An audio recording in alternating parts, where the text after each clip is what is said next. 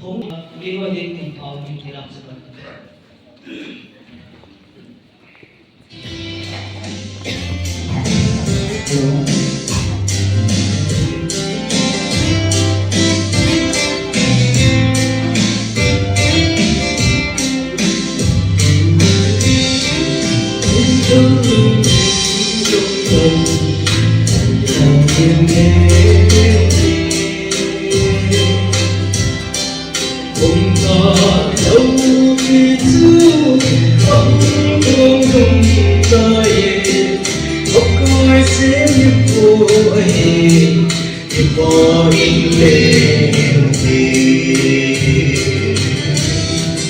khi hồn nhìn cùng phong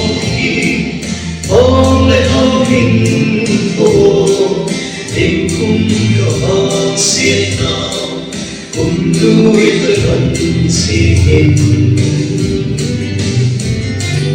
có số không biết lắm đó chính là không hiểu là có ta xa mà cả số về là không hiểu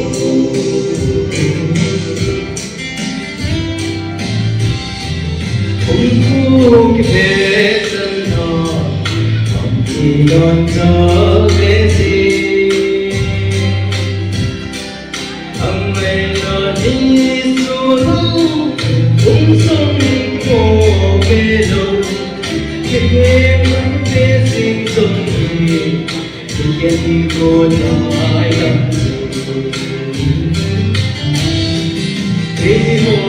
subscribe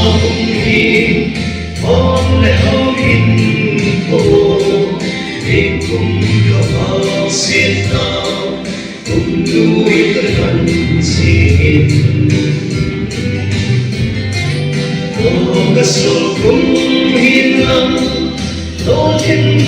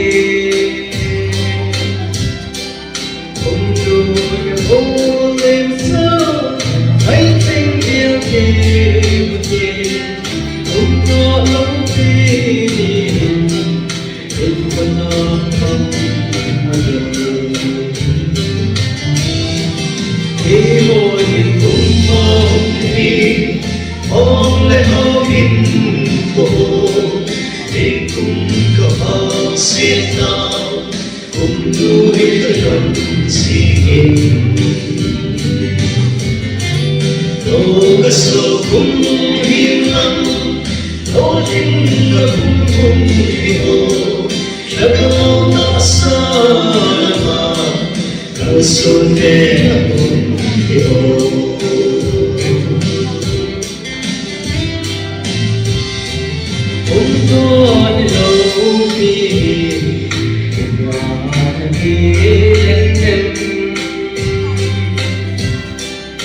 Mì Gõ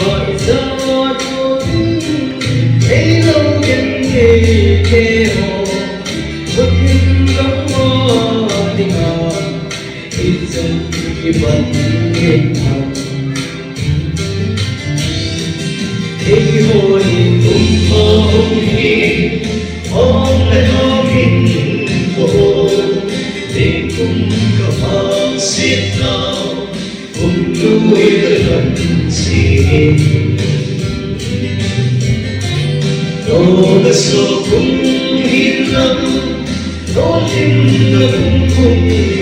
bỏ